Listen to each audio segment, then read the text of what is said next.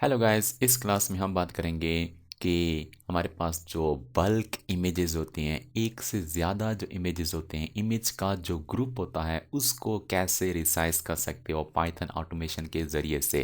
इससे पहले वाली क्लास में मैंने बताया था कि एक सिंगल इमेज को कैसे रिसाइज कर सकते हो। यार ये जो वीडियो लेक्चर है ना, बड़ी कारआमद है, बड़ी कारआमद है। फॉर एग्जांपल आपको फाइवर पे टास्क मिल गया, कहीं से टास्क मिल गया, यार मेरे पास 1,000 इमेजेस हैं, 1 करोड़ इमेज है, उसको आप यार मुझे रिसाइज कर दो एक फिक्स साइज पे।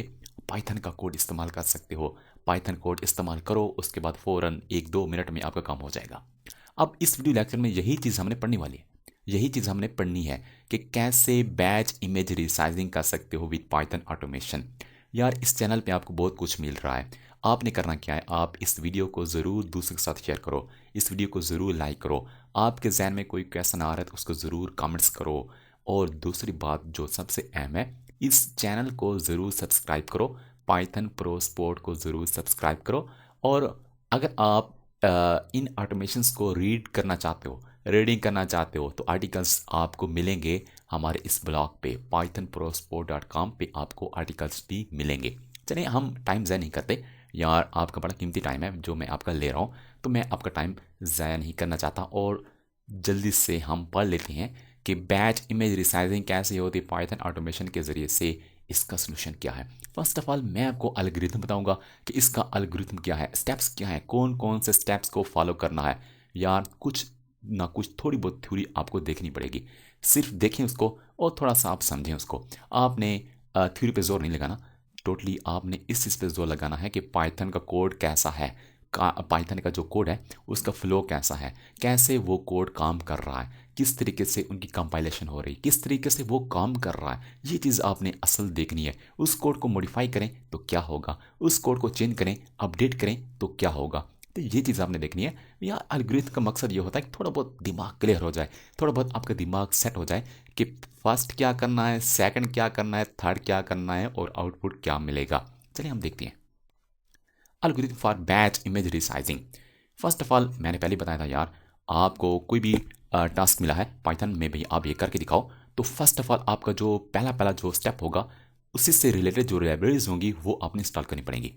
अब हमारे पास जो लाइब्रेरीज होंगी, ये जो पिलो है, इमेज पे काम करने के लिए पिलो यूज़ करते हैं, PIL, ये एक लाइब्रेरी होती है शॉर्टकट। OS ये पहले से एक लाइब्रेरी होती है पाइथन के अंदर, OS ऑपरेटिंग सिस्टम, यानी कि ऑपरेटिंग सिस्टम के जाने के लिए, यानी कि आपके जो पार्टीशंस होती हैं उनके अंदर जाने के लिए, फाइल्स पे ऑपरेशन परफॉर्म करने के लिए, डायरेक्टरी में जाने के लिए, फोल्डर में जाने के लिए, ये OS लाइब्रेरी का हम यूज़ करते हैं। उसके बाद define batch image resizing function, यानी कि एक आपको अपना फंक्शन बनाना पड़ेगा, यानी कि एक यूज़र डिफाइंड फंक्शन बनाना पड़ेगा। कोई भी नाम दे सकते हो, तो रिसाइजिंग से रिलेटेड हमने नाम दे दिया, आप कोई और नाम भी दे सकते हो। इसी फंक्शन के अंदर क्या होगा, इसी फंक्शन के अंदर हमारा सब कुछ काम होगा। अब उसके बाद ये आप इसको पढ़ें, फंक्शन को डिफाइन करेंगे। उसके बाद उसके 3 पैरामीटर्स होंगे, इनपुट फोल्डर यानी कि वो फोल्डर जिसके अंदर आपके इमेजेस पड़े हैं, आउटपुट फोल्डर यानी कि जहाँ पे आप उनको भेजना चाहते हो, अब उनकी साइज़ क्या है, ये 3 चीज़ें आपको बतानी पड़ेंगी एज ए पैरामीटर इस फंक्शन को। उसके बाद output folder exist, create it if it does not, यानी कि आपने अगर ऐसा फोल्डर दे दिया जो नहीं है तो वो क्रिएट कर लेगा, अगर है तो वो उसी को यूज़ करेगा। Iterate through files in input folder, यानी कि एक फोल्डर है, इनपुट फोल्डर है, उसमें कई फाइल्स पड़ी हैं, 1 करोड़, 1 लाख, मेरे ख्याल से बहुत ज़्यादा है। इससे भी बहुत ज़्यादा आप इमेज को रिसाइज कर सकते हो एक ही वक्त में। थोड़ा सा टाइम लेगा, आपके सारे के सारे इमेज रिसाइज हो जाएंगे। उन सबको इटरेट करेंगे, एक एक को इटरेशन करने के बाद एक एक इमेज को हम क्या करेंगे, रिसाइज करेंगे। इसलिए हमें फॉर लूप लगानी पड़ेगी इस फंक्शन के अंदर। उसके बाद क्या करना पड़ेगा, आप कोई भी एक्सटेंशन, आपकी इमेज है, आपकी इमेज की कोई भी एक्सटेंशन है, वो कोई मसला नहीं है। कोई भी एक्सटेंशन है तो आप इसके साथ ऐड भी कर सकते हो। ये सिर्फ एल्गोरिथम है। फर्स्ट ऑफ ऑल क्या करना है, लाइब्रेरीज को इंपोर्ट करना है। उसके बाद आपने फंक्शन को डिफाइन करना है जिसके अंदर ये काम करेंगे। पैरामीटर्स भी उसके होने चाहिए, यानी कि ये 3 चीज़ें लेगा वो आपका फंक्शन। उसके बाद उसी फंक्शन के अंदर आपने इनपुट जो फोल्डर होगा, एक फॉर लूप लगानी पड़ेगी। एक एक इमेज को उठा उठा के हम क्या करेंगे, रिसाइज करेंगे फॉर लूप के ज़रिए से। उसके बाद प्रोसेस ईच इमेज, यानी कि एक इमेज को हम पकड़ेंगे ना, उसके ऊपर हम प्रोसेस करेंगे। प्रोसेस करेंगे कैसे करेंगे, for each valid image file, जो भी हमारे पास एक वैलिड इमेज होगा, get the complete input path by joining the input folder and file name, यानी कि उनको हम ज्वाइन कर लेंगे। जो हमारे पास उसका जो पाथ है वो हम कंप्लीट पाथ हमें ज़रूरत पड़ेगा ना, इसलिए। उसके बाद आपने क्या करना है, ये प्रोसेसिंग करने के बाद जब मैं आपको कोड दिखाऊंगा आपका कंसेप्ट क्लियर हो जाएगा। आप ये प्रोसेसिंग करने के बाद फिर क्या करना पड़ेगा, आपने क्या करना है, define input output path and digit size, यानी कि यहाँ तक जो ये हो जाएगा फंक्शन, यहाँ तक ये आपका हो जाएगा फंक्शन। उसके बाद फंक्शन से बाहर आके आपने क्या करना है, इनपुट फोल्डर कौन सा है उसके बारे में बताना है, आउटपुट फोल्डर कौन सा है उसका बारे बताना है, उसके बाद साइज़ कौन सी रखना चाहते हो उसके बारे बताना है। अब ये चीज़ें, तीन चीज़ें बताने के बाद आपने क्या करना है, इस फंक्शन को दे देनी है एज ए पैरामीटर। उसके बाद कुछ भी नहीं करना, सिर्फ आपने उसको कॉल करना है। कॉल जैसे करेंगे और ये चीज़ें देंगे एज ए पैरामीटर, तो आपका जो फोल्डर होगा उसके अंदर जितने भी इमेजेस होंगे वो सारे के सारे रिसाइज हो जाएंगे। तो ये कुछ स्टेप्स हैं जो आपने फॉलो करने हैं। अब क्या करते हैं, हम जल्दी से VS कोड में जाते हैं और देखते हैं इसका कोड कैसा है और ये कोड कैसे काम करता है बैच इमेज रिसाइजिंग को। VS कोड में आके फर्स्ट ऑफ ऑल मैं करता हूँ फाइल को क्रिएट और इसी को मैं कर देता हूँ सेव आपके सामने। ये हमारे पास फोल्डर भी ओपन है, इमेज ऑटोमेशंस के नाम से फोल्डर हमने बताया था। ये एक तीसरी ऑटोमेशन है, हमने 2 ऑटोमेशन पे काम कर लिया है। अगर आपने वो वीडियोस नहीं देखी तो लाजमी यार उनको ज़रूर देखें। अब इस फाइल का नाम है 03 और ये हमारे पास है batch image resizing dot py। अब क्या करना है, यहाँ पे फर्स्ट ऑफ ऑल आपने लाइब्रेरीज को इंपोर्ट करना है। इन 2 लाइब्रेरीज के बारे में आपको बता चुका हूँ। ये पिलो इमेज पे काम करने के लिए होती है। ऑपरेटिंग सिस्टम, आपका जो ऑपरेटिंग सिस्टम होता है उसके अंदर जाने के लिए, पार्टीशंस में, फोल्डर में, फाइल्स के साथ कुछ करने के लिए ये ऑपरेटिंग सिस्टम OS लाइब्रेरी को इंपोर्ट करना पड़ता है। ये कोर पाइथन में पहले से मौजूद होती है, इसको आपने इंस्टॉल करने की ज़रूरत नहीं होती। अब नेक्स्ट हमने क्या करना है, नेक्स्ट हमने फंक्शन बनाना है। ये आपके पास फंक्शन है batch underscore image underscore resize, ये फंक्शन का नाम है और ये 3 पैरामीटर ले रहा है, यानी कि फोल्डर कौन सा है, इनपुट फोल्डर जहाँ पे आपके इमेजेस पड़े हैं उस फोल्डर के बारे में बताना पड़ेगा, और आउटपुट फोल्डर कौन सा है और साइज कौन सी है, यानी कि इन 3 चीज़ों के बारे में आपने मालूमात देनी होगी। अब उसके बाद अब क्या है, अगर देखें os.path.exist, यानी कि ये जो पाथ हमारे पास आपने अभी दिया है, यानी कि जब आप इस फंक्शन को कॉल करेंगे, यानी कि बिल्कुल बाहर आके जब आप इस फंक्शन को कॉल करेंगे और यहाँ पे आप इनपुट फोल्डर का पाथ देंगे कंप्लीट और आउटपुट का पाथ देंगे, और इसके पास जब वो पाथ जाएगा तो वो चेक करेगा, इस मेथड के जरिए चेक करेगा। ये हमारे पास एक मॉड्यूल है और दूसरा एग्जिस्ट, जब मेथड लगाएंगे एक फंक्शन लगाएंगे और इसको ये पाथ देंगे, आउटपुट वाला पाथ देंगे, क्या ये मौजूद है, क्या ये एग्जिस्ट है। अगर ये एग्जिस्ट नहीं होगा, नॉट, तो वो क्रिएट कर देगा मेक डायरेक्टरी, यानी कि वो फोल्डर बना लेगा अगर नहीं होगा। अब उसके बाद नेक्स्ट क्या करना है, आपने उसी फोल्डर के अंदर जाके फॉर लूप लगानी है, हर इमेजेस को पकड़ पकड़ के उनको रिसाइज करना है और सेव करना है।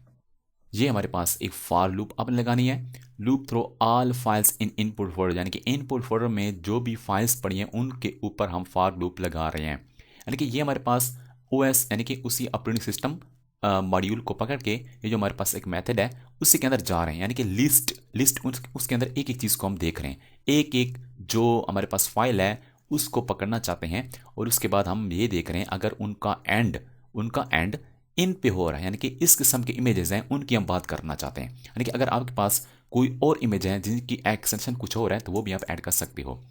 अब देखिए इफ फाइल नेम, यानी कि ये जो फाइल नेम होगा ये एक एक फाइल को उठाएगा इस डायरेक्टरी से, इस फोल्डर से, उसको चेक करेगा क्या वो जो फाइल का जो नाम है एंड हो रहा है इन एक्सटेंशन पे, तो उनकी बात करो, उनको हम कन्वर्ट करेंगे, उनकी रिसाइजिंग करेंगे। अगर आप चाहते हैं कुछ और भी हमारे पास एक्सटेंशन हैं तो वो भी आप यहाँ पे लिख सकते हो। उसके बाद अब यहाँ पे देखो इनपुट अंडरस्कोर पाथ और आउटपुट पाथ, अब उनको क्या कर रहा है, ये जो आपके पास इनपुट फोल्डर है और फाइल को जो नाम है आपस में ज्वाइन कर रहा है, एक कंप्लीट पाथ बना रहा है, और आउटपुट का भी इस तरीके से एक कंप्लीट पाथ बना रहा है। अब बारी आ गई पिलो की।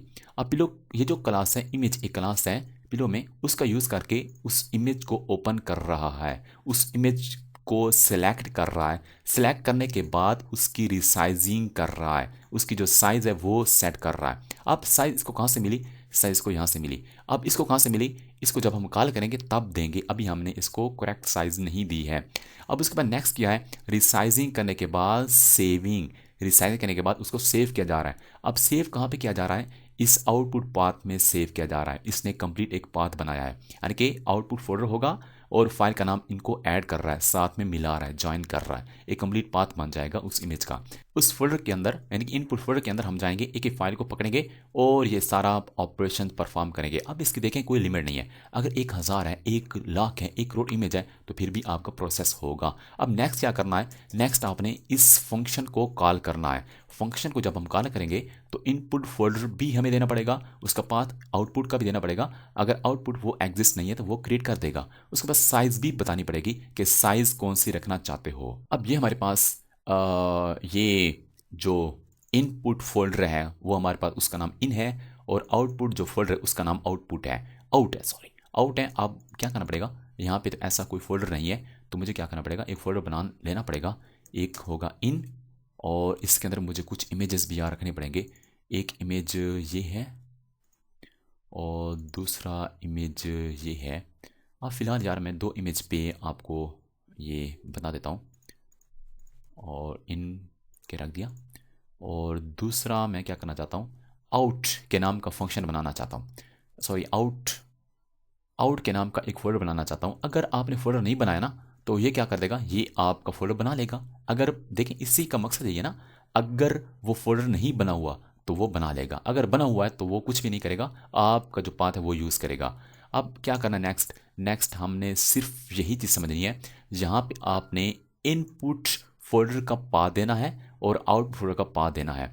उसके बाद क्या करना है, साइज सेट करनी है कि ये साइज हमारे पास 300 क्रॉस 300 के इमेजेस हो जाने चाहिए, सारे के सारे इमेज की साइज़ ये हो जानी चाहिए। उसके बाद उस फंक्शन हम कॉल कर रहे हैं, ये हम इनपुट फोल्डर के बारे में बता रहे हैं कि इनपुट फोल्डर ये पड़ा और आउटपुट फोल्डर ये पड़ा और उनकी साइज़ ये है। ये 3 चीज़ें जाएंगी इसके पास और उसके अंदर आके हम उनके ऊपर प्रोसेस करेंगे और उन इमेजेस को हम सेव करते रहेंगे आउटपुट उनके पाथ के ऊपर। अब क्या करेंगे, अब मैंने क्या किया, इसका लिंक दे दिया, इस इन हमारा जो फोल्डर है इन उसका मैंने इसको पाथ बता दिया, सिर्फ इन लिख दिया। इसका मतलब ये है कि ये जो इन है, इन एक फोल्डर का नाम है जो इनपुट है। अब देखिए यार आपका ये जो फोल्डर है किसी और जगह पे पड़ा है तो फिर आपको क्या करना पड़ेगा, उस फोल्डर का नाम लिखना पड़ेगा और उसके अंदर एक और उसका नाम लिखना पड़ेगा और है तो उसका लिखना पड़ेगा। इस तरीके से कंप्लीट पाथ देना पड़ेगा। मैंने इन सिर्फ इसलिए लिखा है क्योंकि ये जो फाइल है और ये जो फोल्डर है इनकी सेम लोकेशन है, इसलिए किसी और फोल्डर का नाम देने की जरूरत नहीं है। अब नेक्स्ट क्या करना है, नेक्स्ट मैं यहाँ पे इसको कॉल कर देता हूँ, इसी फाइल को कॉल करता हूँ तो ये क्या हो जाएगा, ये सारे इमेज यार क्या हो गए, रिसाइज हो चुके हैं, आपको पता भी नहीं चला, सारे के सारे इमेज भाई रिसाइज हो चुके हैं। आप नींद में बैठे हो और इसने खुद ब खुद आउट के नाम का फोल्डर भी बना दिया। अभी आपको बताया कि अगर आपका दिया हुआ जो नाम है अगर वो एग्जिस्ट नहीं कर रहा तो वो खुद ब खुद बना लेगा, आपने टेंशन नहीं लेनी। इसको मैं ओपन कर रहा हूँ, देखें दोनों इमेज को इसने रिसाइज कर दिया विद इक्वल साइज। इसकी अगर हम प्रॉपर्टीज़ में जाएं और यहाँ डिटेल में देखें 300 क्रॉस 300, इसको चेक करो भाई 300 क्रॉस 300, यार ये दो नहीं, इसकी कोई लिमिट नहीं है, जितने इमेजेस आप चाहें आप कर सकते हो। यार ये बहुत ही फ़ायदेमंद है यार।